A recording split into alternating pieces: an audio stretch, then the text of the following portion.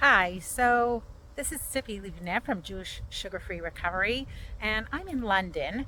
And I was last Thursday and Friday, I was at the International Food Addiction and Comorbidities Conference. And I just want to give some really quick takeaways from this conference. First of all, it was stressed again and again that the science has already come out. Ultra processed foods, which means foods that have been created by industry for pleasure, and that pleasure is meant for you to buy it for their profit. These foods are just as addictive and harmful as other addictive substances like cigarettes, alcohol, drugs, etc.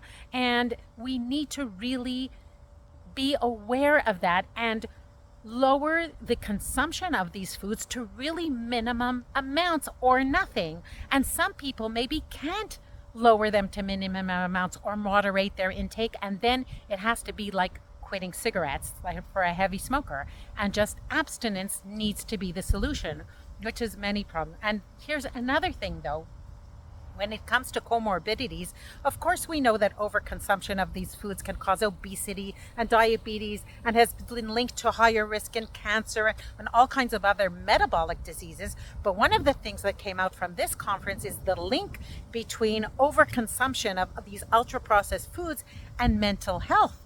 It seems that it raises risk for depression, and people with bipolar disease have a worsening of their disease when they overconsume these products because of the inflammation it causes, but other reasons too, like a direct effect on the brain. And it seems that lowering the consumption or abstaining from these ultra processed foods gives huge benefit to people who are suffering with the challenges of mental health. So this is amazing. And of course, another really important thing that came out is how do we lower the consumption of these ultra processed, very harmful, addictive, inflammatory foods in our children and adolescents, the same way that we have limited the consumption of other addictive and harmful substances in children and adolescents. And this is going to need something that's from the top down, like governmental regulation, but it's also going to need a grassroots movement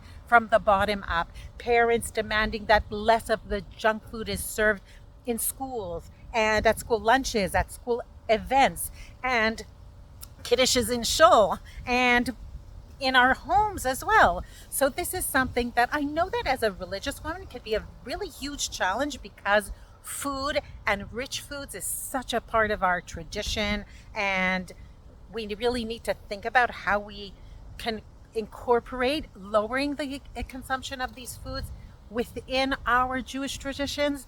But it can be done. I can tell you that because I did it, and it really can be done without too much suffering, or it just needs, we really need to change our attitude towards these foods. So if you're interested in getting more information and more tips about that, sign up to my new email list below. Bye bye.